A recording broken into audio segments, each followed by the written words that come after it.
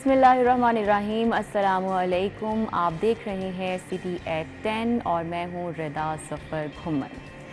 आज दिन का आगाज़ करेंगे एक अच्छी बात के साथ, और वो ये है कि ऐसी खुशी से बचो जो दूसरों को दुख देकर हासिल हो। साथ ही साथ मैं उम्मीद करती हूँ कि जहाँ कहीं भी हैं आप सब खैरियत से हैं, और जो लोग खैरियत से नहीं हैं, जिनकी तबीयत ख़राब है, अल्लाह ताला उन्हें सेहत और तंदुरुस्ती अता फ़रमाए। क्योंकि आजकल मौसम ऐसा है, बरसात का मौसम है, तो जो वायरल इन्फेक्शन की वजह से मेरी खुद की भी तबीयत ख़राब है, बुखार हो रहा है लोगों को और अजीब अजीब सी बीमारियाँ निकल रही हैं, समझ नहीं आ रहा। तो परहेज़ करें और एहतियात करें, बाहर से खाना जो है उससे गुरेज़ करें। बाहर के जो मशरूबात हैं, जैसे लोग बाहर के जूसेस पीते हैं, और इन चीज़ों से भी जितना अवॉइड कर सकें आप इन चीज़ों को अवॉइड करें। अभी हम टॉप स्टोरीज़ की तरफ चलते हैं और डिस्कस करेंगे। उसके लिए हमारे सीनियर रिपोर्टर्स हमारे साथ होंगे। पहले देखेंगे कि हमारी टॉप स्टोरीज़ हैं क्या। हेलमेट ना पहनने पर 5,000 रुपये जुर्माना, ट्रैफिक रूल्स में तरमीम की जाए। हाई कोर्ट की जानिब से ये अहकाम जारी किए गए हैं।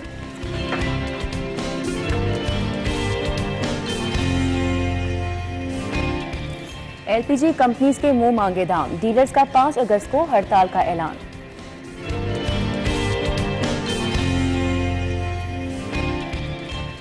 वासा नकासियाब के लिए 4 अरब 72 करोड़ मालियत की हैवी मशीनरी खरीदेगा। MD वासा ने समरी पंजाब हुकूमत को भिजवा दी है। अमेरिका फैमिली से रिंग रोड पर 50 लाख की डकैती, पुलिस डाकुओं का सुराग लगाने में नाकाम हो गई। हमारे सीनियर रिपोर्टर्स आमिर भाई और साथ ही साथ राव दिलशाद हुसैन हमारे साथ हैं। पहले हम आमिर रज़ा का रुख करेंगे, उनसे जानेंगे अपनी हमारी जो टॉप स्टोरी है उसको डिस्कस करने के लिए। हेलमेट ना पहनने पर अब आमिर भाई 5,000 रुपये जुर्माना किया जाएगा। टॉप की ही स्टोरी है, टॉप की आपने कहा, क्योंकि ये टॉप है ना, दिमाग जिसको बोलते हैं, ये इसके खन्नास है कि जो लोग मेरा टॉप आज खराब हुआ हुआ बीमारी की वजह से। तो इस मौसम का देखें, ये भी एक चले अल्लाह की तरफ से है, बीमारी का आना और जाना, अल्लाह ताला सेहत भी देगा, लेकिन उन लोगों को भी जहनी सेहत अता फरमाए जो हज़ारों लाखों रुपए की बाइक लेते हैं। सही बात है। और चंद 100 रुपए का एक हेलमेट नहीं खरीदते हैं, और खरीदते हैं तो फिर टैंकी पे रख देते हैं या बाजू में डाल के फिर रहे होते हैं। मैं इंडिया गया, इंडिया मैंने ट्रैवल किया, स्पोर्ट्स का मैं बीट किया करता था, तो मैंने देखा कि वहाँ पे हर मोटरसाइकिल और स्कूटर वाले ने 2 हेलमेट रखे थे। यानी वहाँ पाबंदी है कि जो पीछे बैठा है वो भी हेलमेट पहनेगा। तो वो उन्होंने साथ अपने वो कोई बैग से बनाए हुए थे हेलमेट के लिए ना। यहाँ तो खैर वो उसकी इख्तियात ही नहीं है, कहीं हेलमेट को गोद में रख के तो मोटरसाइकिल चला रहे होते हैं। वहाँ ऐसा नहीं है, वहाँ लोग खुद जिम्मेदारी का। और मैं तो वहाँ पे क्या जुर्माने मैं कोई आपको यूरोप की बात नहीं बता रहा, मैं आपको अमेरिका की बात नहीं बता रहा, मैं आपको किसी दुनिया के तरक्की याफ्ता मुल्क की बात नहीं बता रहा, मैं आपको इंडिया की बात बता रहा हूँ। वहाँ पे 2 लोग अगर बैठे हैं दोनों पहले, वहाँ पे तो क्या वजह है वहाँ पे जुर्माने ज़्यादा किए जाते हैं? कम्युनिटी है उसको इजाजत है हेलमेट के। मैं ये भी बता दूँ, सिर्फ सिख कम्युनिटी है, क्योंकि उन्होंने जो पगड़ी पहने उस पर उन्होंने केस जीता था कि ये उतारना जो है वो हमारे मजहब का मामला है, तो उनको इजाज़त है। तो यहाँ पे भी जो नहीं पहनते हैं या तो वो सिख मजहब इख्तियार कर लें या जुर्माना देने के लिए तैयार हो जाए। सर सिख ही हैं वैसे, मतलब देखा जाए तो फिर वो उस तरफ चले जाएँ, क्योंकि अगर वो हेलमेट नहीं पहनना चाहते हैं, अगर हेलमेट पहनना चाहते हैं, इंसानों की तरह ज़िंदगी बसर करना चाहते हैं और अपनों का ख्याल रखना चाहते हैं, तो उनको हेलमेट ज़रूरी है। मैं समझता हूँ जस्टिस शाहिद करीम का ये फैसला बड़ा साहिब है। 5,000 रुपये जुर्माना करें, लेकिन इसके साथ साथ ये सिर्फ़ और सिर्फ ट्रैफिक वार्डन्स का अख्तियार नहीं होना चाहिए। मैं तो इस पर हूँ कि ये बाकी जो फोर्सेस हैं आपकी, उनके पास भी हो कि वो रोकें और बुलाएं ट्रैफिक वाले को और उसका चालान वहाँ से करवाएं, और इसके साथ साथ अपनी वेबसाइट को भी अपडेट करें। और ये पिछले दिनों मुझे एक फ़ोन भी आया, उन्होंने कहा जी ये 2,000 रुपये जुर्माना कर रहा है मुझे 1 वे काटने का, जबकि इनकी वेबसाइट पर इसका जुर्माना 700 रुपये लिखा हुआ है। अच्छा, तो ये कैसे कर सकते हैं? अदालत ने फैसला 2,000 का दिया था, आज तक ट्रैफिक वार्ड और ट्रैफिक पुलिस ने अपनी वेबसाइट ही अपडेट नहीं की। तो ये 5,000 का फैसला आया, आज ही इसको अपडेट भी कर दें। और फिर मैं देखता हूँ कि कौन हेलमेट पहने बगैर जाता है। लेकिन अभी भी बहुत सारी जो इन्होंने पिकट्स बनाई हैं, वहाँ से लोग अवॉइड करके राइट साइड को अपनी बाइक करते हैं और वहाँ से निकल जाते हैं। इनके लिए रोकना मुश्किल हो रहा है, तो इनको भी चाहिए कि जो इस तरह के बंदे हैं जो गुजर के जाते हैं उनका पीछा करें। तो गाड़ियाँ हैं इनके पास, मोटर बाइक्स हैं, लेकिन अमल दरामद जो है ना यहाँ पर बहुत अवाम ने करना है अमल दरामद। रिदम ना इसमें पुलिस ज़्यादा फोर्स कर सकती है, ना अदालत कुछ कर सकती है। तो इंसान को अपने जहन में अपने बच्चों के लिए ख्याल करें। आप घर के वो कफील हैं जिससे घर का पूरा सिस्टम चलता है। और आप उस खाली दिमाग पे एक हेलमेट चढ़ाने को भी तैयार नहीं है। जो चंद सौ रुपये, 400-500 रुपया, ये इट विल टेक बिक टाइम। रहा है। आवाम में आगाही आने में भी टाइम लगता है ना, जब इतनी आते बिगड़ी हो, इतना अरसा बिगड़ी रही हो।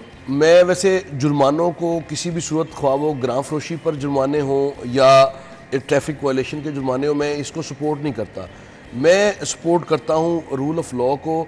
और अगर आप सिर्फ यही जो ट्रैफिक रूल्स की आप तरमीम की बात कर रहे हैं, अगर ये भी तरमीम इसमें करवा लें कि 5000 जुर्माने की बजाय 72 घंटे के लिए ड्राइवर और मोटर बाइकर और मोटरसाइकिल 72 घंटे के लिए मिनिमम जो है वो उसको बेलेबल 72 घंटों के बाद बेल हो जाए, लेकिन 72 घंटे जब पुलिस स्टेशन में रहेगा तो ऐसी तबीयत सेट होगी कि गली घर से निकलते ही पहले हेलमेट मांगेगा घर वालों से, मेरा हेलमेट पहनेगा। अच्छा, अगर मैं ऐसी तबीयत, और इस पर कोई कॉम्प्रोमाइज नहीं होना चाहिए।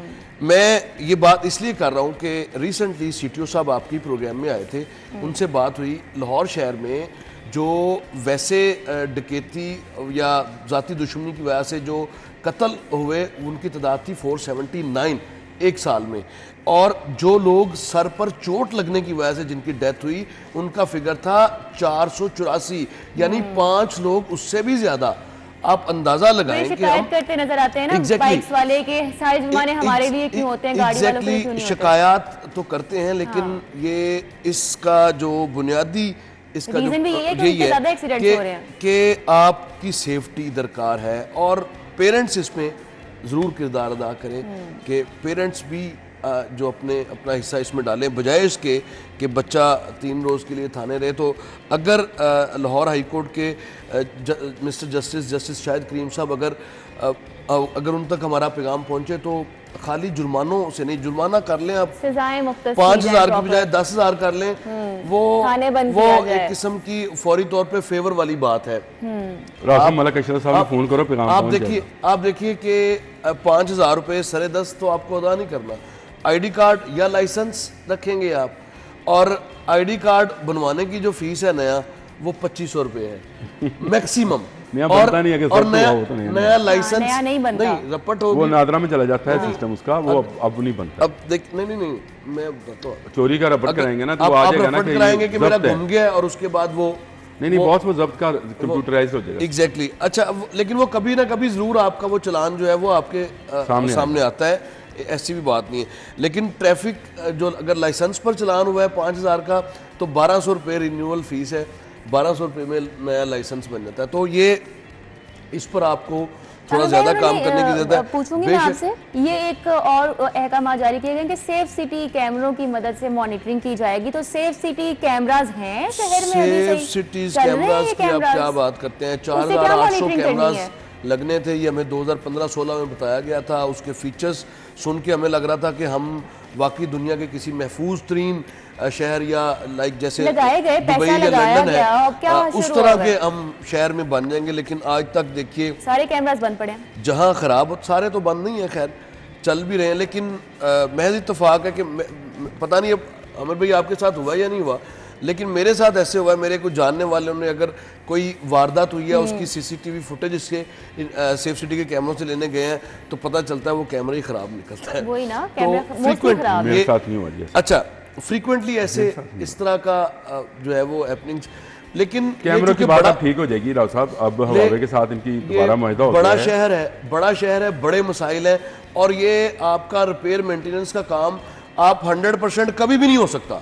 ये जरूर हो सकता है कि इसको आप 85% या 90% तक ले जाएं, लेकिन ये चूंकि इलेक्ट्रिक गैजेट्स हैं तो इन्होंने खराब भी होना है, इन्होंने डिस्कनेक्ट भी होना है, कहीं ना ऑब्वियसली अथॉरिटी का काम है। सेफ सिटी बनाया इसीलिए गया था कि आपके पास तमाम। अच्छा, मेंटेनेंस अथॉरिटी का काम नहीं है, मैं वैसे बता रहा हूँ, ये गवर्नमेंट का काम था। जब मुआहदा हुआ था तो इन्होंने साथ मेंटेनेंस का मुआहदा नहीं किया हुआ, सिर्फ हवावे से कैमरे लगवाए। बाद में जब खराबी पैदा हुई तो हवावे ने और पैसे मांग लिए, पैसे रुक गए। दौरे वो जो वसीम अकरम प्लस का दौर था उस दौर में पैसे दिए नहीं गए।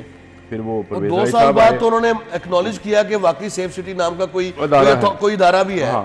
उसमें इमरान खान साहब गए वहां पर विजिट किया तो पता चला वाकई ये एक इदारा है। अब जाकर वो फिर जाके निगरान गवर्नमेंट ने जो है के दौर में वो मुआहदा दोबारा से रिन्यू होने जा रहा है और कैमरे जो हैं उनको तब्दील किया जा रहा है। तो मेरा ख्याल है अगर मेंटेनेंस की जाए और इस तरह का मुआहदा जो है वो मुस्तकिल बुनियादों पे हो कि हर साल आपने इन कैमरों की मेंटेनेंस करनी है, तो आपने घर में भी कोई चीज़ एसी फ्रिज टीवी रखा हो तो मेंटेनेंस की या गाड़ी रखी हो तो उसकी ज़रूरत होती है। और फिर जिस तरह तो मेरा ख्याल है इसके फंड्स आते रहें राव साहब, तो ये काम जो है, ये जितने कैमरे आप कह रहे हैं इससे भी डबल हो जाए तो वो चलते रहेंगे, और अगर चलते रहेंगे तो ये वाकई सेफ सिटी होगा। ये आप अभी भी सेफ सिटी यकीनन बहुत एक एडवांस प्रोजेक्ट था और बहुत अच्छा है, यूजफुल प्रोजेक्ट था ये काम शहर दिया का। है, लेकिन इसका काम चलान करना नहीं होना चाहिए। ये इसके मैं खिलाफ हूँ, इसमें अदालत का फैसला भी है कि ये आप कैमरों से देखकर चलान नहीं कर सकते हैं। आप इतला कर सकते हैं, आप ट्रैफिक पुलिस से कहें कि फलां बंदा जो है उसका एक सबूत हमारे पास है। ई चलानिंग प्रोजेक्ट तो यही है ना, नहीं, ई चलानिंग तो कैमरे से आ गया ना आपका, वो तो कैमरे से ही आपने ई चलान करना है ना। राव साहब मैं आपको बताता हूँ, मेरा एक चलान आया, मेरा ड्राइवर गाड़ी चला रहा था। अच्छा। मेरा एक चलान ऐसा आया कि मैं क्योंकि पीछे बैठा था, उस टाइम मुझे याद था, क्रीम ब्लॉक का इशारा था, इशारा खुलता है एंड बीच में जाकर वो एक गाड़ी बंद हो गई। अब मैं उसके पीछे था। अच्छा, वो उसने कुछ देर लगाई, दोबारा सेल्फ लेने से इतनी देर में इशारा बंद हो गया, उसके झटके लगा के गाड़ी आगे कर ली। मेरी गाड़ी की तस्वीर आई और नंबर मुझे यहाँ पे चलान आ गया दफ्तर में कि जी आपने ये मतलब गलत चालान होते हैं इससे। देखिए, अगर ट्रैफिक वार्डन वहाँ मौजूद होगा, उसको इतला दी जाएगी तो वो बताएगा कि यार इस बंदे की तो ये मजबूरी थी। राव साहब इसको भी रखें, कैमरों की मदद से आपको पूरा सच नजर नहीं आता है। देखिए इसमें नजर आता है लेकिन पूरा इसी स्टोरी में एक मैं जरूर ऐड करना चाहूँगा कि कम उम्र ड्राइवर हादसात की सबसे बड़ी वजह वो हैं कम उम्र ड्राइवर्स, और लाइसेंस के ऊपर कॉम्प्रोमाइज आपको नहीं करना चाहिए।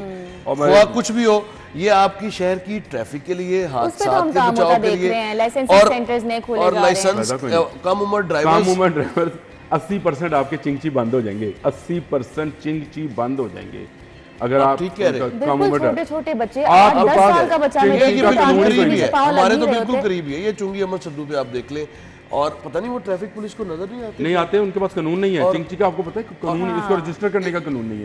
चिंगची को नहीं, मैं बताता हूँ आपको, इसको रजिस्टर करने के हवाले से पंजाब ट्रांसपोर्ट कंपनी ने ये रूल्स इसके बनाए हैं, और इनको जिनका डाटा एक्साइज से लिया गया है और इनका जोन वाइज इनको कलरिंग करके इनको रेगुलराइज करने की कोशिश की है। लेकिन अब मैं चूंकि बीट नहीं कर रहा तो उसके फिगर्स भी मेरे पास नहीं है, लेकिन मैंने कुछ अरसे बाद जब चेक किया तो एक भी नहीं अपने आप को रजिस्टर कराने आया, एक चिंगची रिक्शा। यानी आप अंदाजा लगाएं कि आपको रेगुलराइज किया जा रहा है कि नश्तर जोन में लेट्स सपोज रेड कलर का जो है वो ऑथोराइज्ड होगा, और वो तभी उसको लाइसेंस मिलेगा, परमिट, रूट परमिट मिलेगा अगर उसके कवायद पूरे होंगे, उसका शनाख्ती कार्ड होगा, उसका रजिस्ट्रेशन उसके नाम पे होगी, एक जोन से दूसरे जोन में जाने का क्या तरीका होगा, उसका लाइसेंस नहीं वो तो जा सकता है ऑब्वियसली, वो तो फिर रिस्ट्रिक्ट करना है ना उसको। ये तो प्रीवियस ईयर एक स्टोरी में इन्होंने एक इश्तिहार भी दिया अखबार में, और ये इश्तिहार के तहत इन्होंने इशारा आगे करने की कानून तो बनाए जा रहे हैं। आई होप के इन तमाम कवानीन पर अमल दरामद हो सके। दिस मैटर्स के अमल दरामद जो है वो हम होता देखें, फिर ही कोई चेंज नजर आएगा। नेक्स्ट स्टोरी को डिस्कस करेंगे। अभी हम यहाँ पर लेते हैं एक छोटी सी ब्रेक, आप हमारे साथ ही रहिएगा।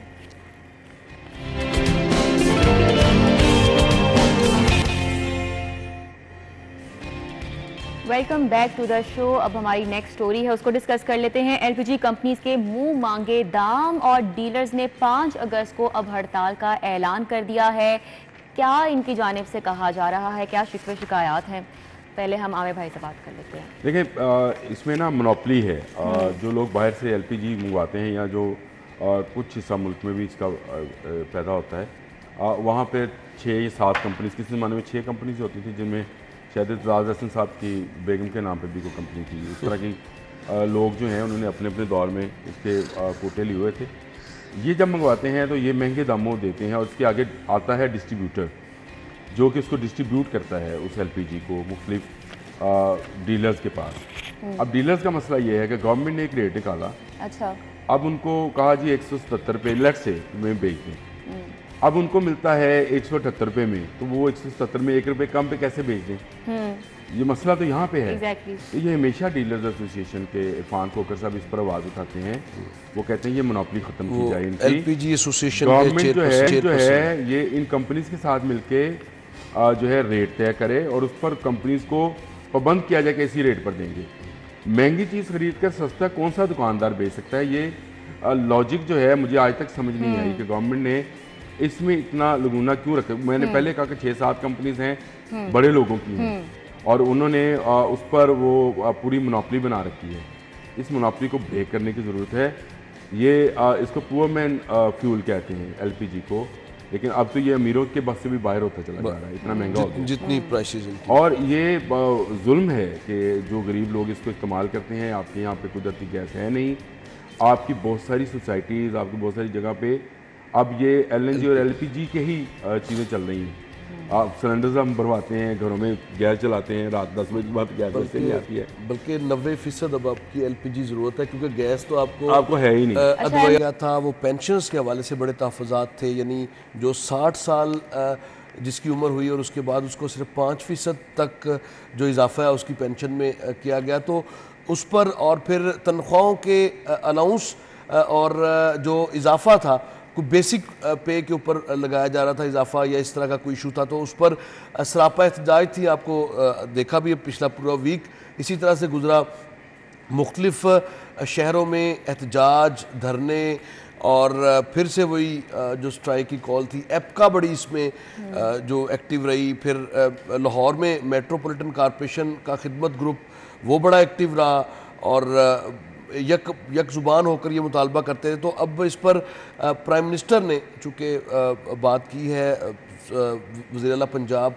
सैयद मोहसिन रज़ा नकवी से, और इस हवाले से जो वफाक की तर्ज पर मुतालबा भी यही कर रहे हैं मुलाजमीन के, वफाक की तर्ज पर जिस तरह से वफाक ने तनख्वाहों में इजाफा किया जिस पैटर्न पर, उसी पैटर्न पर पंजाब भी कर दे। तो चूँकि मरियम औरंगज़ेब साहिबा तर्जमान भी हैं, स्पोक्स पर्सन भी हैं फेडरल गवर्नमेंट की, तो उनकी जानिब से ये जो स्टोरी है ये दी गई है और उनकी जानिब से जारी करदा इन टिकर्स के मुताबिक वज़ीर आला पंजाब सैयद मोहसिन रज़ा नकवी ने यकीन दहानी कराई है कि मामला दोबारा काबीना में जाएगा और काबीना फिर इस पर फर्दर जो है वो फैसला करेगी। तो असल में पंजाब के ऊपर बात तो की जाती है, लेकिन पंजाब पर बोझ भी बहुत ज़्यादा है, पेंशनर्स का और फिर सैलरीज का, और फिर बाबूज कि घरों में खड़ी 4-4 गाड़ियां और फिर किसी भी मार्केट, किसी भी, ये क्यू सैनमा है, रात को आप अगर कभी चक्कर लगे तो आपको बेगमात और बच्चे आपको ग्रीन नंबर गाड़ियों में वहां पर नजर आएंगे। तो अगर पंजाब हुकूमत थोड़ी इस तरफ भी तवज्जो दे तो मेरा ख्याल है मामला पता नहीं। मैं आपको वैसे इसका बेसिक वो जो असल मसला है वो है क्या? असल मसला ये है कि जो वफाकी गवर्नमेंट है उसने रनिंग बेसिक पे के ऊपर, यानी जो इस वक्त आपकी बेसिक बनती है, एक बंदा जब 7वें ग्रेड में भर्ती हुआ था वो तरक्की करते करते 98वें ग्रेड तक आ गया। अब आप जो उसको दे रहे हैं वो आप उसको वापस 7वें ग्रेड पे जाके वहाँ की बेसिक के ऊपर आप इजाफा फरमा रहे हैं, जो कि गलत है, क्योंकि वो जिस ग्रेड में काम कर रहा है उस ग्रेड के हिसाब से उसको तनख्वाह मिलनी चाहिए। पंजाब में ये नहीं किया था, मुझे समझ नहीं आती कि पंजाब ने ऐसा क्यों किया। दूसरा, बाकी वफाक समेत बाकी तमाम सूबों ने पेंशन में 17% इजाफा किया, यहाँ पर 5% किया गया। अब ये बाबों से क्यों बैर लिया गया? ये तो बाबुओं की बात कर रहे हैं, बाबों की बात कर रहे हैं, बाबों से। पेंशनर जितने हैं बाबे, एग्जैक्टली।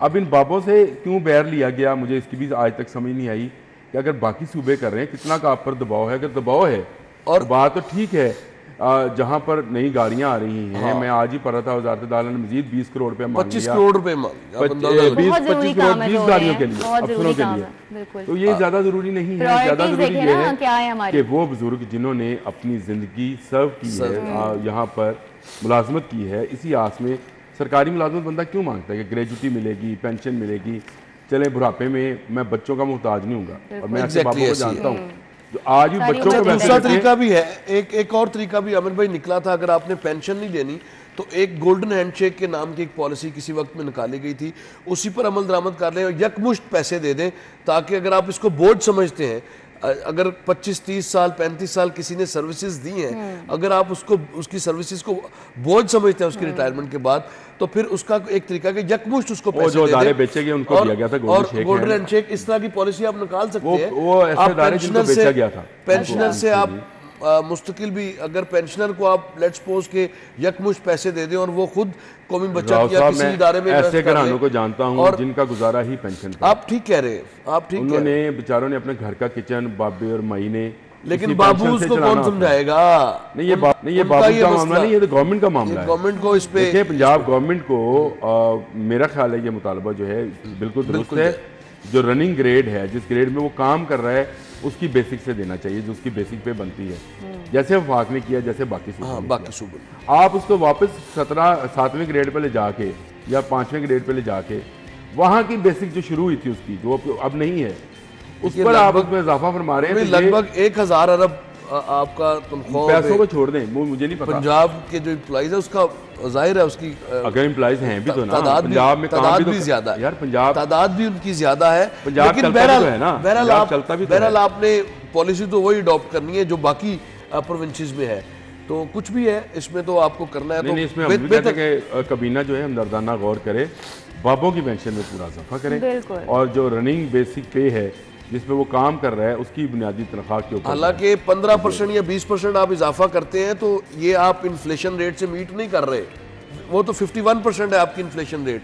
तो तनख्वाहों में 35% इजाफा कहीं पे 30% हुआ है, तो ये भी कोई बहुत ज्यादा इजाफा नहीं है। 30% हुआ, बाकी सुबह में 35%। ये कोई बहुत ज्यादा ऐसा इजाफा नहीं है जिससे आप महंगाई को मीट कर सकें। जिस तरह महंगाई जिस तरह चल रही है आज, अगर आप देख लें दूध पानी जो भी इस्तेमाल की अशिया खुरनोश है, उनकी मार्केट में जो कीमतें हैं वो 1 साल या 2 साल के मुकाबले में अगर आप देखें तो 3 गुना उसमें इजाफा हुआ है। और फिर वापसी का गेर कोई नहीं है, या तो हो ना कम हो जाए, वो भी नहीं हो रही। लेकिन इस पर बड़ी अच्छी बात आपने की है, हमदर्दाना इस पर गौर कर लें, इंसानी हमदर्दी के तहत कि उनकी तादाद ज्यादा है, उनका गुजारा इसी। बाबों का ख्याल करें, दुआएं देंगे, बाबू माइयाँ जो पेंशन लेते हैं ना, वो आपको बहुत दुआएं देंगे। इस पर आप बिल्कुल, मैं कबीना से कहूँगा कि हम दर्दाना गौर करें। बिल्कुल ऐसा ही है। नेक्स्ट स्टोरी को भी हम डिस्कस करेंगे, लेकिन अभी यहाँ पर एक ब्रेक लेते हैं। ब्रेक के बाद दोबारा से हाजिर होंगे।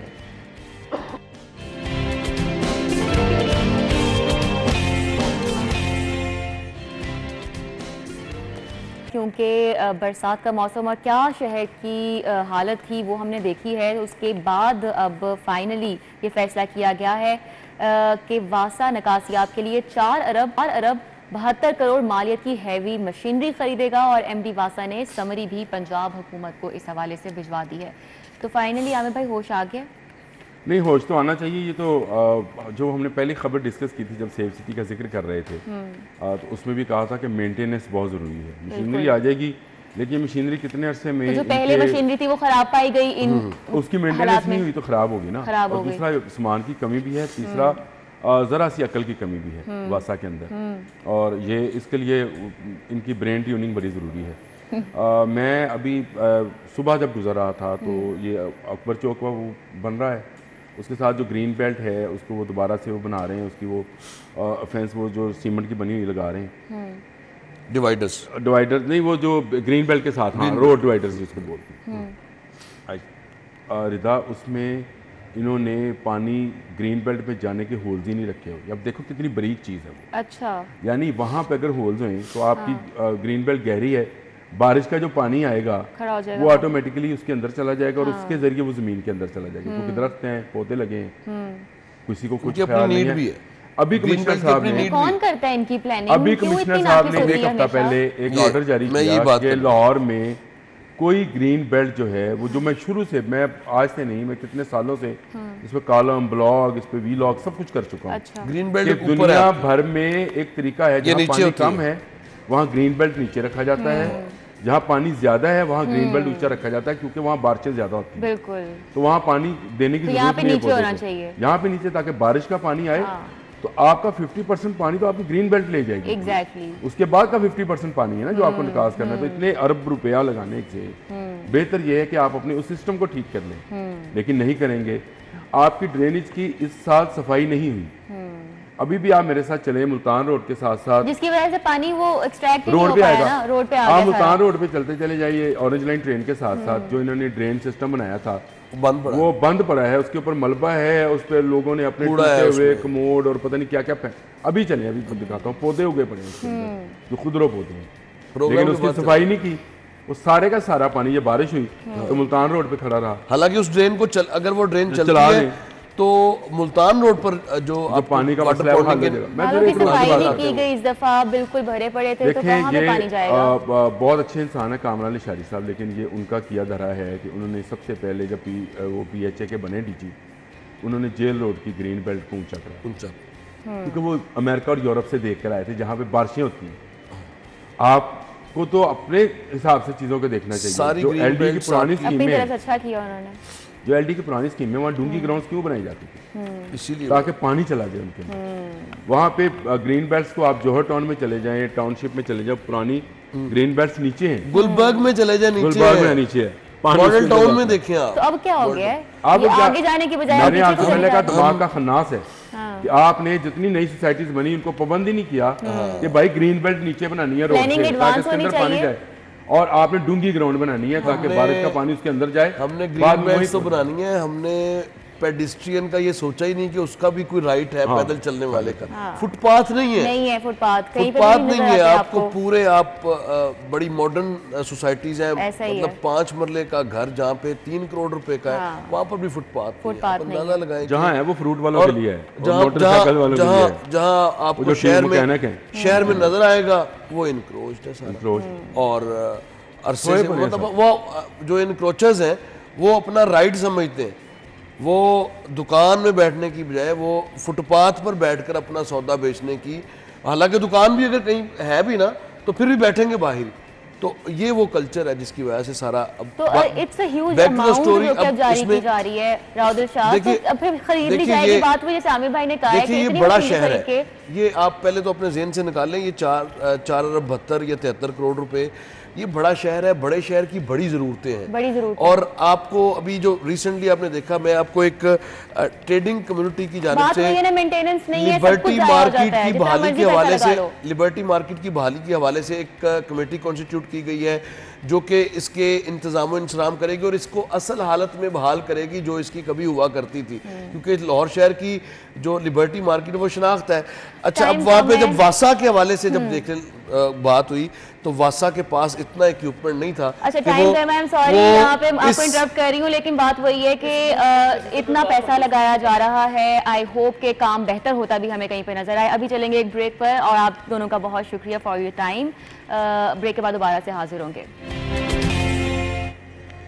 Welcome back to the show. और अभी हम सबसे पहले बात कर लेते हैं जैज़-5 कॉलिंग के हवाले से, which is a very unique concept. और जैज़-5 कॉलिंग से पाकिस्तान में पहली दफ़ा वाईफाई टू GSM कॉल्स की सहूलत, और यहाँ कोई भी नेटवर्क नहीं होता, वहाँ पर अब सेलुलर कॉल्स मिलाओ, जैसा कि घर की बेसमेंट से या अंडरग्राउंड पार्किंग लॉट से। जैज़-5 कॉलिंग को इनेबल करने के लिए अपने स्मार्टफोन की सेटिंग्स पर जाएं और किसी भी मौजूदा वाईफाई नेटवर्क से कनेक्ट करें और वाईफाई कॉलिंग का फीचर ऑन करें और एंजॉय करें बेहतर कॉल की क्वालिटी, इंडोर कवरेज और फास्टर कॉल सेटअप टाइम बिना किसी एक्स्ट्रा चार्जेस के। याद रखिए कि जैज़-5 कॉलिंग अभी के लिए सिर्फ सपोर्टेड हैंडसेट्स पर ही दस्तयाब है। तो if you want to go for this new opportunity, a very unique concept, you have to go for Jazz-5 calling.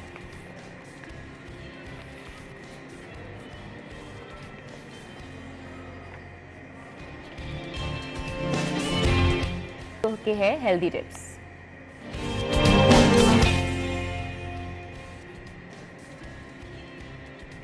आज हेल्दी टिप्स में हम शामिल करेंगे कि जी आम के क्या फ़वाइद हैं, और आम बहुत तरह से आपके लिए फ़ायदेमंद साबित होता है। सबसे पहले तो आम जिल्द के लिए बहुत अच्छा होता है, जिस्म को अंदर से साफ़ करता है और मजबूत करता है, और ना सिर्फ आपकी रंगत निखारता है जब आप इसको खाते हैं, बल्कि आपको चाकू चौबंद और तवाना भी महसूस करवाता है। फिर उसके बाद आती है जी सेकेंड थिंग इज़ के मोटापे को कम करने में जो आम है वो भी मददगार साबित होता है, क्योंकि ये हाजमे को बेहतर करता है, जिसमें में मौजूद गैर ज़रूरी चर्बी को ये ख़त्म करता है। फिर फलों को वज़न कम करने में इस्तेमाल किया जाता है, जिसमें आम का फल भी तरजीहात में से एक तरजीह पर रखा जाता है। आम को दही में मिलाकर खाने से बढ़ते हुए वज़न पर खासा काबू पाया जा सकता है। The next tip is cholesterol के तवाज़ुन को जो है जी आम ठीक रखता है, और आम में बेतहाशा कुदरती अज्जा पाए जाते हैं, जिसकी वजह से विटामिन C आपको मिलता है, आपकी बॉडी को फाइबर मिलता है, और ये तमाम जब आपको विटामिन्स मिलते हैं तो उससे आपकी जो कोलेस्ट्रॉल है वो कंट्रोल में रहता है। सेकंड इज़ कैंसर के मरीज़ों को आम के फल का इस्तेमाल भी करना चाहिए, और क्योंकि इसमें इस तरह के अज्जा मौजूद होते हैं जो कि आपके बॉडी में जो कैंसरस फैक्टर है जो उनको ख़त्म करने में अच्छा खासा मददगार साबित होता है। It is very helpful for that. और जो छाती के कैंसर समेत हर तरह के कैंसर के मरीज़ को रोकने में मददगार ये साबित होता है। साथ ही साथ आपको बताएं कि जो आम है वो एंटीऑक्सीडेंट के तौर पर इस्तेमाल किया जाता है, आपकी बिनाई के लिए बहुत अच्छा है। अगर आप आम खाते हैं तो आपकी बिनाई में बहुत आप कदरे बेहतरी महसूस करते हैं। आंखों के नीचे हल्के जो हैं इससे दूर होते हैं। जिल्द से मुतल्लिक आपको बताएं कि जिल्द पे जो हल्के ज़ाहिर हो रहे होते हैं आम खाने के बाद, इनमें बहुत फ़र्क नज़र आता है। फिर हड्डियों को मजबूत करता है क्योंकि इसमें विटामिन की जो मिकदार होती है वो बहुत ज़्यादा होती है। जब आप आम खाते हैं तो आपकी हड्डियाँ मजबूत होती हैं और इससे आपकी कैल्शियम की कमी भी पूरी होती है। फिर आम से क़ुव्वत मुदाफ़त में बेहतरी आती है, और जब आपके अंदर क़ुव्वत मुदाफ़त में बेहतरी आ गई मतलब तमाम तर बीमारियाँ आपसे दूर हो गई। बेटा कैरोटीन की मिकदार जो है वो आम में पाई जाती है जो इंसानी मदाफ़ती निज़ाम को बेहतर बनाने में बेहद ज़रूरी है। कमज़ोर अफराद के लिए आम का जो फल है वो एक कुदरती तोहफ़ा है, इसलिए आम का जो इस्तेमाल है वो आप लाजमी तौर पर करें। आज के टोटके हमने आपको बताए हैं आम के हवाले से। आम का आजकल क्योंकि मौसम है, इसका इस्तेमाल आप ज़रूर करें, खाएं, इंजॉय करें, साथ कच्ची लस्सी ज़रूर पिएं। ये भी एक टोटका है क्योंकि आजकल का जो मौसम है आम थोड़ा क्योंकि गर्म होता है आपकी बॉडी के लिए, तो साथ ही साथ कच्ची लस्सी का इस्तेमाल ज़रूर करें। ठंडी ग़िज़ाएँ भी आम के साथ साथ ज़रूर खाएँ तो फिर ज़्यादा आपके लिए हेल्पफुल होगा। अभी मैं वार्डरोब की बात कर लूँ, if you like my wardrobe today, this dress is from out of box और they have a very nice collection. और ये जो जोड़ा है ऑब्वियसली आई लव इट। इसके अलावा अगर आपने और इनकी कलेक्शन चेकआउट करनी है तो go check their page that is out of box. अभी हम चलते हैं ब्रेक की तरफ और ब्रेक के बाद दोबारा से हाजिर होंगे अपने टॉपिक और गेस्ट के साथ। हमारे साथ ही रहिएगा।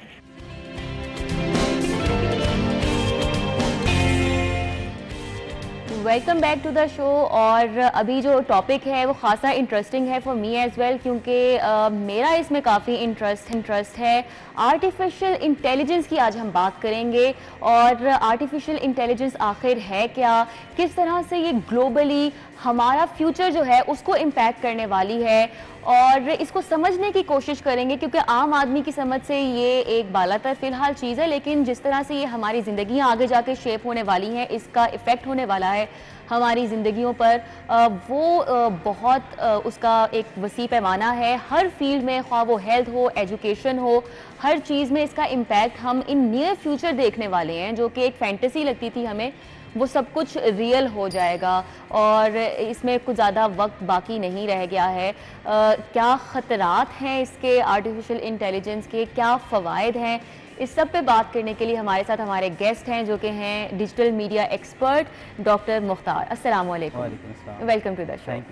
अच्छा, तो ये हमारा जी आज का टॉपिक है, और आप सबसे पहले तो हमें ये बताएं कि artificial intelligence it was there, काफ़ी अरसे से हम जानते हैं कि आर्टिफिशियल इंटेलिजेंस, पहले तो आप बताएं कि क्या है, फिर ये जो थी, लेकिन जो अभी जो इनोवेशन हुई है इसमें, जिस तरह से ये खुलकर एक चीज़ सामने आई है, किस तरह से वो हमारी लाइफ को इम्पैक्ट करने वाली है। देखिए, अगर आप नाम पे गौर करें सिर्फ, तो आर्टिफिशियल का मतलब है जो इनऑर्गेनिक है, जो ह्यूमन नहीं है, जो मसनूई है, जो ऑलरेडी नेचर में मौजूद नहीं है बट हमने क्रिएट की गई है। जिस तरह आर्टिफिशियल प्रोडक्ट्स होती हैं वो कहीं खेतों में नहीं उगती, कहीं पर लोग बैठ के उन्हें बना रहे होते हैं। इस तरह अगर हम इंटेलिजेंस के लफ्ज़ पे गौर करें तो वो जहानत क्या है, किसी मसले को समझना, किसी इशू को एनालाइज करना, फिर उसके सॉल्यूशंस को प्रोवाइड करना, उन मसाइल को हल करना। अगर जो काम इंसान कर रहा है वही मशीनें और रोबोट्स करना शुरू हो जाएं, उनके पास इनफ डाटा हो, उनके पास स्किल्स हो, उनकी फिजियोलॉजी उस तरह की हो, तो उस को हम आर्टिफिशियल इंटेलिजेंस कहते हैं। इससे बहुत सारे फ़वाइद भी हैं, इसके बहुत सारे मसाइल भी हैं, बहुत सारे नुकसानात भी हैं। उन पर हम एक लंबी डिबेट है, अगर आप पूछेंगे तो हाँ जी बिल्कुल। अच्छा, अभी रिसेंटली जब हमने देखा कुछ अर्सा पहले जो AI बॉट्स थे उनकी जानिब से एक न्यूज़ कॉन्फ्रेंस की गई, फिर उनसे सवाल किए गए उनकी जानिब से, फिर अपनी वो उस इंटेलिजेंस की बेस पे जवाब दिए गए और उन्होंने ये यकीन दहानी भी कराई है कि हमसे आपको कोई खतरा नहीं है इंसानों को। तो ये इट्सेल्फ एक थ्रेट है ह्यूमैनिटी के लिए कि किस तरह से हमें ये जो बॉट्स हैं ये टेक ओवर कर सकते हैं नियर फ्यूचर। देखें, अभी जो रोबोट्स हैं ना उनको ऐसे समझे जैसे एक सिखाए हुए तोते हैं। हाँ। मशीनी तोते हैं। अच्छा। वो सिर्फ वही बातें कर रहे हैं जो उन्हें बताई गई हैं। अच्छा। जो ख़तरनाक स्टेज है जब ये हमसे ज़्यादा सोचने और तख्लीकी सलाहियतें हासिल करने। तो अभी तक वो स्टेज आई नहीं है? उसकी इनिशियल स्टेज पे है, मतलब अच्छा। उनका बचपन चल रहा है अभी। हाँ। अभी वो जो इंसानों के ये मशीनी बच्चे हैं एक तरह से, जिन्होंने ग्रो करना है, जिन्होंने बड़ा होना है, जिन्होंने और मुश्किल काम करना है, वो अभी सीखने के मराहिल में है। आगे जाकर हो सकता है वो चीज़ें वो कर सकें जो बहुत सारे इंसान मिलकर नहीं कर सकते। अब वो आपको मेडिकल की फील्ड में भी नज़र आएंगे, वो आपको एजुकेशन की फील्ड में भी नज़र आएंगे, वो आपको इंजीनियरिंग की फील्ड में नज़र आएंगे, वो आपको दुनिया के किसी भी, आपको वो ड्राइवर नज़र आएंगे, आपको ड्राइवरलेस कार का पता है, आपको जहाज़ उड़ाते हुए बॉट्स नज़र आएंगे। तो it's they are going to be everywhere. अब इसके बारे में हमें ख़तरा महसूस करना चाहिए, बिल्कुल करना चाहिए। क्या ये इनएविटेबल हैं, हम इनसे बच सकते हैं? तो मेरा ख्याल है ये नहीं होने वाला। ये एक ऐसा जिन है जो बोतल से बाहर आ चुका है। अब इसको आप वापस नहीं डाल सकते। अब आपने you have to live with it. अब आप कैसे जिएंगे इसके साथ, आपको एडजस्ट करना पड़ेगा। और ये सबसे बड़ा चैलेंज है ह्यूमैनिटी का।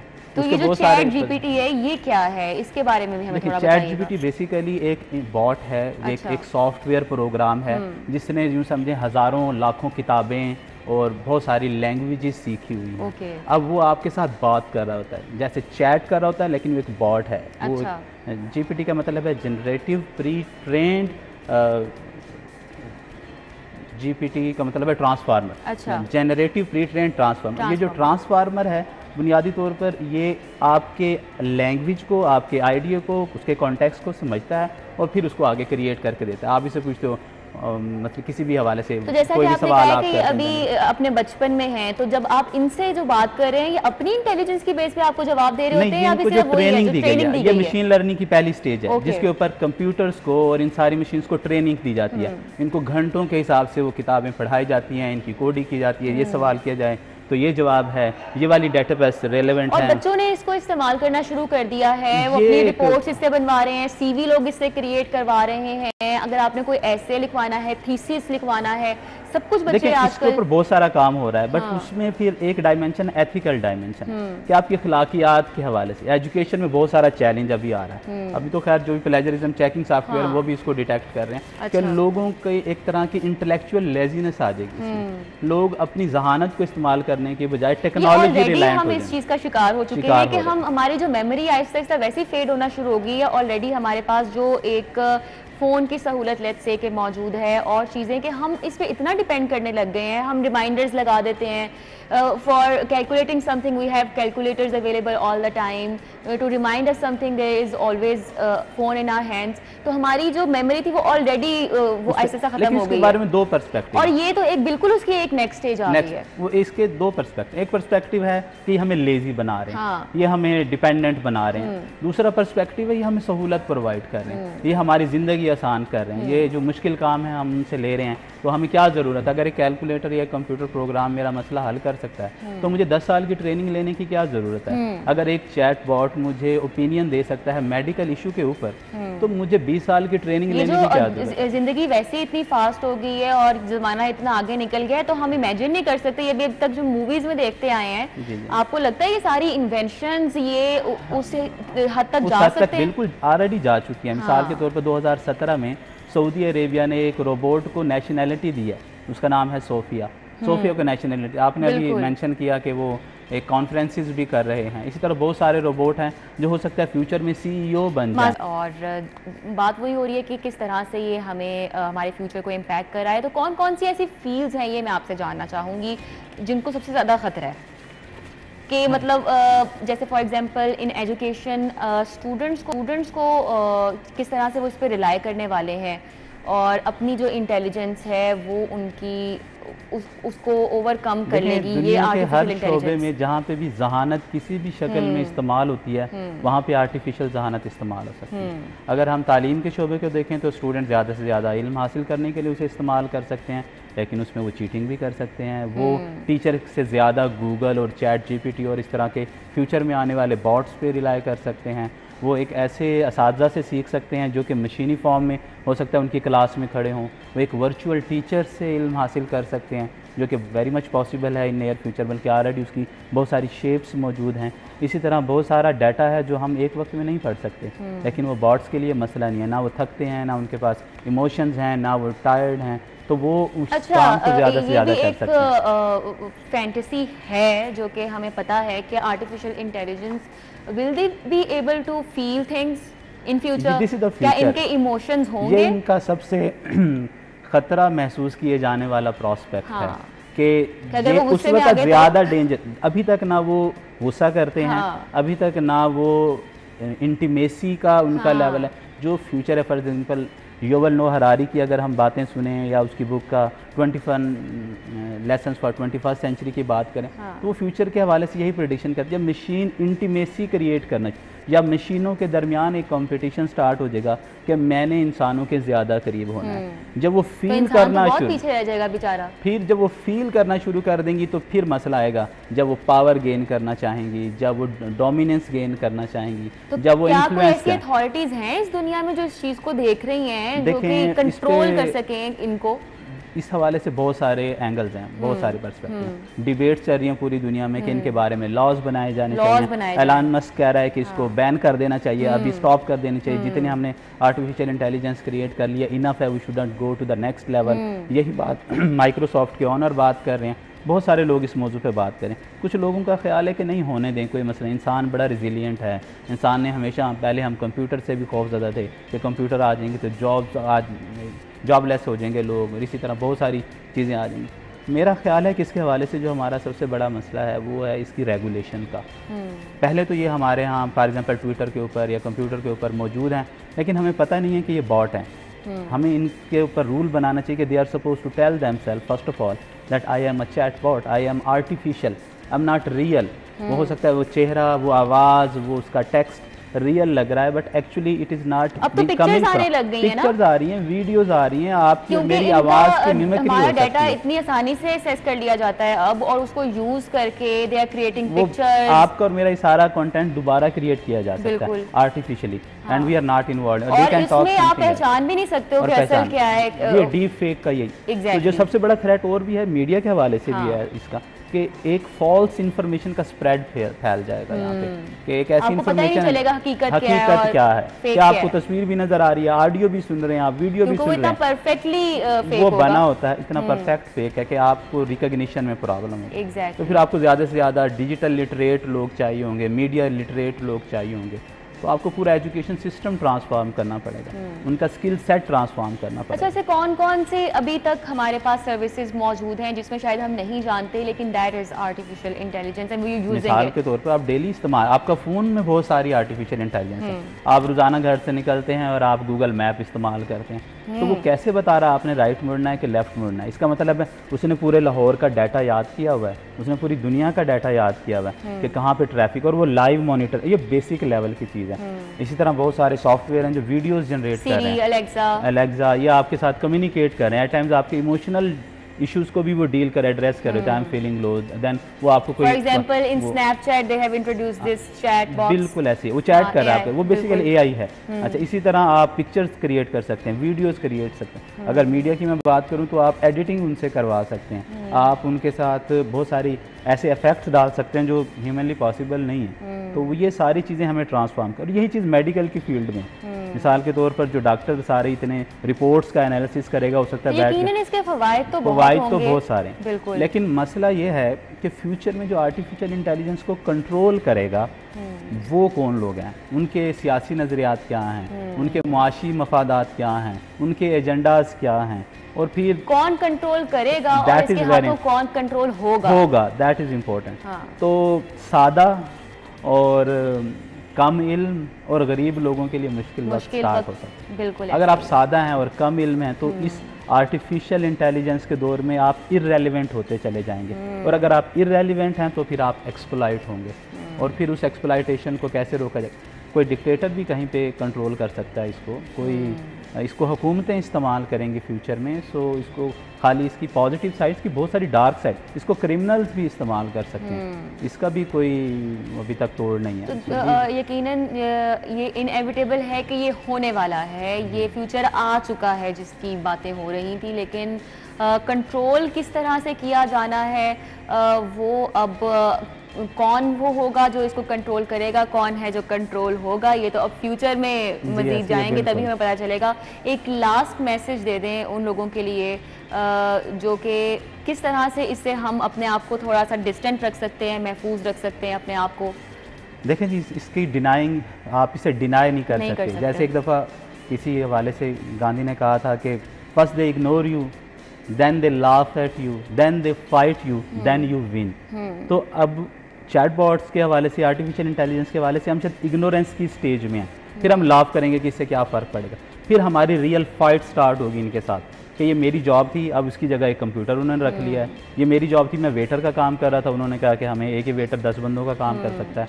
या इसी तरह मैं क्रिएटिव राइटिंग करता था, जो कि काफी मुल्कों में शुरू हो गया ऑलरेडी। तो इसका सोल्यूशन यही है कि आप इसको अडॉप्ट करें, आप इसको अपने फ़ायदे के लिए इस्तेमाल करें, इससे दूर ना हटें। मिसाल के तौर पर बेसिकली आपको प्रॉम्प्ट इंजीनियरिंग एक बेसिक कॉन्सेप्ट है कि आपने चैट जीपीटी से काम लेना है तो कैसे लेना है, आपको प्रॉम्प्ट इंजीनियरिंग सीखनी चाहिए। इसके बेसिक कॉन्सेप्ट, इसके टूल्स को अडॉप्ट करें, और जितना जल्दी है, बच्चे तो हमारे काफ़ी एडवांस लेवल पे काम कर रहे हैं, लेकिन वो अगेन यूज़र के लेवल पे हैं। हम सारा ये जो ग्लोबल साउथ है या जो डेवलपिंग कंट्रीज हैं, हम यूज़र एंड पे हैं। हमें somehow as soon as possible थोड़ा क्रिएटिव इनपुट भी देनी चाहिए। हर चीज़ सारी नॉर्थ अमेरिका से या एडवांस वर्ल्ड से आ रही है। खत्म हो चुका है, आपको इसको समझना है। जब तक आप समझेंगे नहीं, आप इससे बच नहीं पाएंगे। ये आपको इफेक्ट करे उससे पहले आप इसको सीखें और इसको कंट्रोल करने की कोशिश करें। Thank you so much. Digital media expert doctor Mukhtar हमारे साथ थे। Thank you so much for your time. It was a very informative session for us. अभी वक्त हुआ एक ब्रेक का, ब्रेक लेते हैं और ब्रेक के बाद दोबारा से हाजिर होंगे।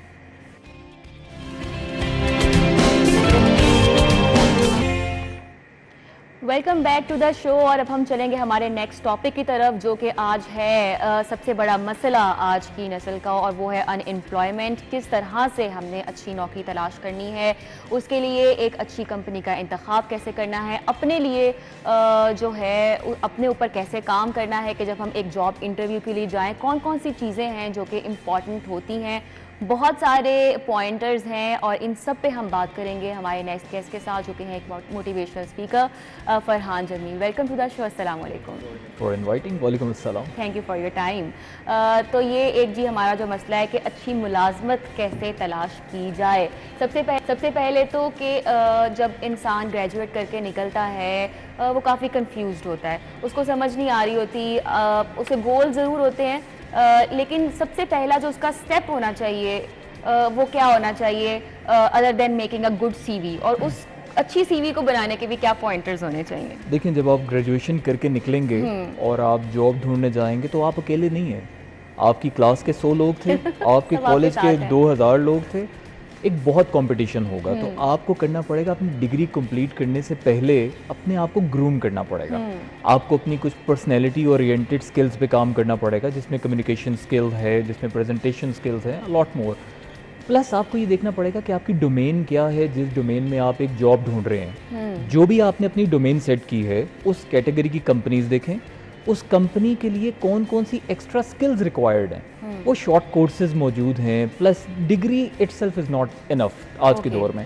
आपको साथ शॉर्ट कोर्सेज अपनी एक इम्प्रूवमेंट करनी पड़ेगी। देखें, जब एक एम्प्लॉयर बैठा होता है और वो ढूंढ रहा होता है एक अच्छा कैंडिडेट, तो सिर्फ डिग्री होना वो तो उसके पास सब लोग आएंगे।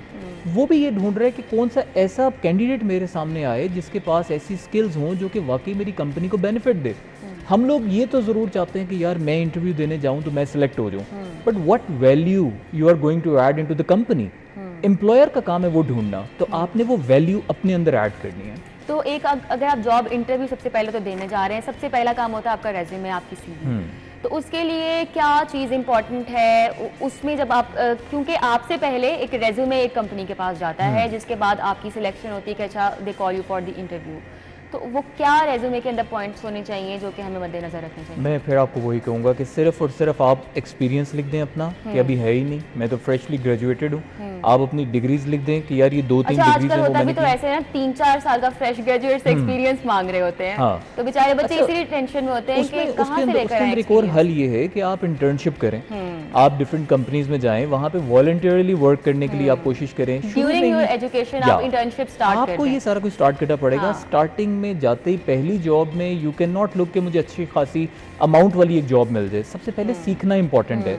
आपको वही बात है कि जैसे कहते हैं कि आपको डिग्री करने के बाद जब आप जॉब लेने जाते हैं वो एक्सपीरियंस का आपसे पूछते हैं, तो एक्सपीरियंस आप ले सकते हैं। आप जो अपनी यूनिवर्सिटी के टाइम पे बाकी सारा टाइम अपना वेस्ट कर रहे हैं, वो क्यों ना आप शाम को किसी कंपनी में जाके 2 घंटे स्पेंड करना शुरू कर दें, थोड़ा सा एक्सपीरियंस गेन करें। आपने वहाँ पे वॉलंटियरली काम किया है।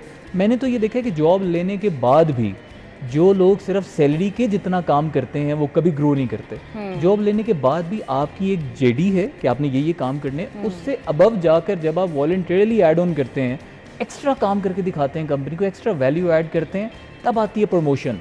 इसी तरह से पहले भी आप अपने अंदर एक एक्सपीरियंस के लिए, मैं तो ये कहूँगा आपके पास इंटर्नशिप इज समथिंग जो कि काफ़ी यूनिवर्सिटीज़ ने अब कंपलसरी कर दी है before you get the degree.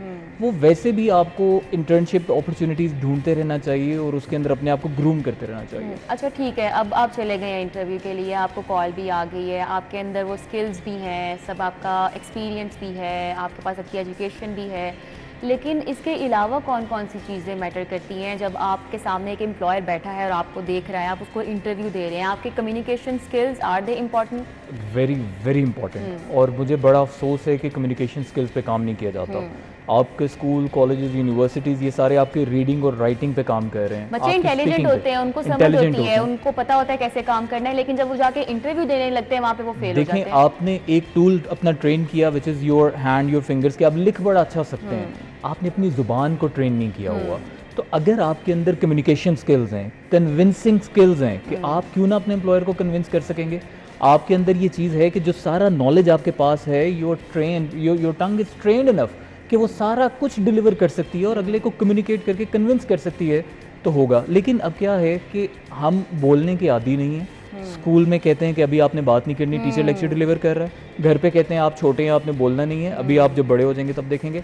बोलने दिया नहीं गया, जब आपने बोलने नहीं दिया गया, उसका ये वाला एरिया लॉक है, तो वो जो सारी नॉलेज जहन में है ना, that goes for the waste. क्योंकि देखिए पेपर होता है, कम्युनिकेशन के लिए भी यू नो कॉन्फिडेंस मैटर्स, तो how can you work on your confidence? कहते हैं if you find anything difficult do it मोर।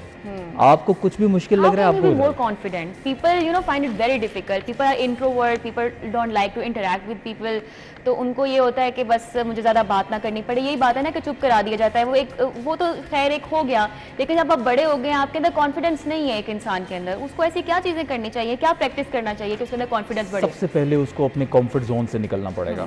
आप ये छोड़ दें कि मैंने सिर्फ अपने घर में कमरे के अंदर रहना है और मेरे में कॉन्फिडेंस नहीं है तो मैंने अपने आप को लॉक कर लेना है। आप निकलें। और अच्छा, उसको मेरे ख्याल से कॉन्फिडेंस इस तरह से बढ़ता है कि इंसान को अगर हो कि ठीक है कोई मेरा मजाक उड़ाता है तो उड़ा ले, क्योंकि लोग डर जाते हैं ना कि बहुत आगे का लेवल है। हाँ, ये बहुत आगे का लेवल है। सबसे पहले लेवल पे आपको पता क्या करना पड़ेगा, आपको अपने कंफर्ट जोन से निकल के पहले एक स्टेप फॉरवर्ड करना पड़ेगा। आप गलतियां करें, एक वक्त आता है वो कॉन्फिडेंस उस लेवल पे चला जाता है जब आपको पता चलता है कि यार इससे तो फर्क ही कोई नहीं पड़ता। गलतियां तो हर किसी में होती हैं, लोग तो छुपाते हैं गलतियां। तो आज तक जितने भी लोग कामयाब भी हैं, ऐसे थोड़ी है कि उन्होंने कभी कोई गलतियां नहीं की, या आज भी उनके कैरेक्टर में आपको कोई गलती नहीं मिलेगी, उनके काम में नहीं मिलेगी। हम लोग अल्लाह तो है नहीं है, हम तो इंसान हैं, इंसान तो वैसी खताओं का पुतला है, तो गलतियां होती हैं। कॉन्फिडेंस बिल्ड करने के लिए आपको एक काम करना पड़ेगा कि स्टेप फॉरवर्ड करना पड़ेगा। आप डिफरेंट लोगों से कम्युनिकेशन स्टार्ट करें। आप एक ट्रायल वर्जन के ऊपर एक इंटरव्यू कर लें। किसी को कहते हैं कि यार सिर्फ एक डेमो इंटरव्यू करना चाह रहा हूँ मैं आपके साथ, आप उसको प्रैक्टिस कर लें। अपने फ्रेंड्स को, आपके जो घर के अंदर जो बड़े सीनियर पोस्ट पे होते हैं, आप उनको पकड़ लें, उनसे सीखें जाकर। आप उनके पास जाएं तो सही, उनसे बैठें तो सही, सीखना शुरू करेंगे, आप देखेंगे। आजकल सिखाने वाले भी तो बहुत कम है ना, सिखाने वाले बहुत ज़्यादा है, सिखाने वाले बहुत ज़्यादा है, सीखने की जो है ना वो एक लगन कम है, आप उसको ये कह सकते हैं। और फिर कहा जाता है कि लिसनर हमेशा स्पीकर को वर्ड देता है, जो स्पीकर बोल रहा होता है। जब सुनने वाला मुझे ऐसा लगता है कि आज के दौर में जो पहले होता था ना कि एक मेंटोर होता था, हर इंसान का एक उस्ताद होता था, तो आजकल वो रुझान नौजवानों में बहुत कम हो गया, हमने अपने उस्ताद रखना छोड़ दिए हैं। पहले उस्ताद ना माँ बाप होते थे, रिश्तेदार होते थे, मोहल्लेदार होते थे, ये लोग होते थे। अब उस्ताद शिफ्ट हो गए हैं, एक कोट पहन कर एक वो मेंटोर की शक्ल में आने वाले, और हमें लगता है सिर्फ हमने उसी से सीखना है, and they are very rare. तो आपको ये देखना, लेकिन एक चीज़ बड़ी अच्छी अपॉर्चुनिटी आपके पास है, सोशल मीडिया। आप सोशल मीडिया पे जाएं, आपको आज एक अमेरिकन इन्फ्लुएंसर, एक अमेरिकन मेंटोर आपको मिल सकता है, आपको एक पाकिस्तानी एक बहुत अच्छे टॉप के मेंटोर्स मिल सकते हैं, जापान में अगर कोई सक्सेसफुल बंदा है आपको वो मिल सकता है, आपके पास किताबें हैं, कामयाब तरीन लोगों की लिखी हुई किताबें हैं, उनकी जर्नी लिखी हुई है। अगर तो आप में लगन है तो आप जाएंगे और जाके आप उसको ढूंढेंगे और आपको वो चीज़ें सारी मिल जाएंगी। अच्छा, ये ओवरनाइट नहीं होने वाला, इट्स गोना टेक टाइम। इसको 6 महीने भी लग सकते हैं, इसको 6 साल भी लग सकते हैं, लेकिन जब एक आप फर्निश्ड प्रोडक्ट बन जाएंगे, देन आई एश्योर यू कि कोई आपको कम्पीट नहीं कर सकता। अच्छा, अब जैसा कि जो ग्रेजुएशन से पहले एक बहुत बड़ी कन्फ्यूजन होती है कि हमने कौन से सब्जेक्ट में जाना है, कौन सी फील्ड में जाना है, तो पाकिस्तान में इस वक्त की ज़रूरत के मुताबिक कौन सी वो फील्ड्स हैं जो कि आपके ख्याल से स्टूडेंट्स को they should go for it, और उसके बाद उनके लिए ज़्यादा अच्छी जॉब अपॉर्चुनिटीज़ हो सकती हैं? मेरा ये ख्याल है कि अगर आईटी की फील्ड के अंदर आप जाएं तो इस वक्त उसका बहुत ग्रूम आने वाला है। ये आपकी सारी चीज़ें, कोविड ने ना हमें टेक्निकली एक ट्रायल दिया था, एक वो ना ट्रेलर दिखाया था हमें कि ऑनलाइन काम हो सकता है। वो लोगों ने देख लिया, लोगों को पता चल गया कि यार अब तो ज़रूरी नहीं है कि मैं सिर्फ एक लिमिटेड एरिया के लोगों को हायर करूँ, मैं पाकिस्तान में बैठ के दुनिया भर से मुलाजमीन हायर कर सकता हूँ और बेस्ट एक्सपर्ट हायर कर सकता हूँ। तो आपको एक तो है कि आप अपने आप को आईटी में डेवलप करें, सेकंड कंपटीशन बहुत टफ है, आप जितना सीख सकते हैं, जितना ग्रूम कर सकते हैं, उतना ज़्यादा आप ग्रूम करें और उतना ज़्यादा आप देखेंगे कि आपकी आगे ग्रोथ होगी, एक्सपोनेंशियल ग्रोथ जिसको हम कहते हैं, वो आप उसको देखेंगे। तो ग्रूमिंग, आईटी फील्ड, मेरा ख्याल है इसके अंदर आपका सबसे ज़्यादा ध्यान होना चाहिए। तो आहिस्ता आहिस्ता जैसा कि हम देख रहे हैं कि अनएम्प्लॉयमेंट जो है वो बढ़ती जा रही है, तो इसकी क्या एक रीज़न ये भी है कि जो लोगों में जो नौजवान है उनके अंदर टैलेंट की कमी होती जा रही है, या फिर उनके अंदर सलाहियत की कमी होती जा रही है? हम इसको कुछ सेंस में कह सकते हैं। मैं जब तक एज अ एम्प्लॉई जॉब ढूंढता था तो मुझे लगता था कि यार जॉब क्यों नहीं मिलती मुझे, किस चीज़ की कमी है नॉट। लेकिन जब मैं एज एन एम्प्लॉयर गया, या मुझे लगता था मेरे पास बहुत स्किल्स हैं यार, मुझे तो जॉब मिल जानी चाहिए, मेरी फलानी टॉप की यूनिवर्सिटी से मेरी डिग्री है, मैंने ये काम किया हुआ, फलानी जगह एक्सपीरियंस है, तो मुझे तो जॉब मिल जानी चाहिए। जब मैं बैठा बीइंग एन एम्प्लॉयर, तो मुझे पता चला कितना मुश्किल है एक अच्छा सेलेक्ट करना, उसको ढूंढना। इंटरव्यूज में तो सेलेक्ट करना छोड़ें आप, कि ऐसे लोग जो आपके इंटरव्यू में आके बैठे हैं, वो लोग आना बड़ा मुश्किल है। तो इसका मतलब ये है कि आपने जब तक आप कंपनी की, वही बात है, वैल्यू एडिशन अपने अंदर ऐड नहीं करते, कंपनी आपको हायर नहीं करने वाली, हायर कर लेगी, अच्छा पैकेज नहीं देने वाले। Thank you so much for your time. हमारा शो का वक्त खत्म हो गया है। बहुत इंफॉर्मेटिव सेशन था ये भी, और यकीनन उन नौजवानों के लिए जो कि इंटरव्यू की तैयारी कर रहे हैं, कहीं पर जॉब तलाश कर रहे हैं, उनके लिए काफ़ी मुफीद होगा। कल दोबारा से इंशाल्लाह इसी वक्त मुलाकात होगी। आप सबसे अपना ख्याल रखिएगा। अल्लाह हाफ़िज़।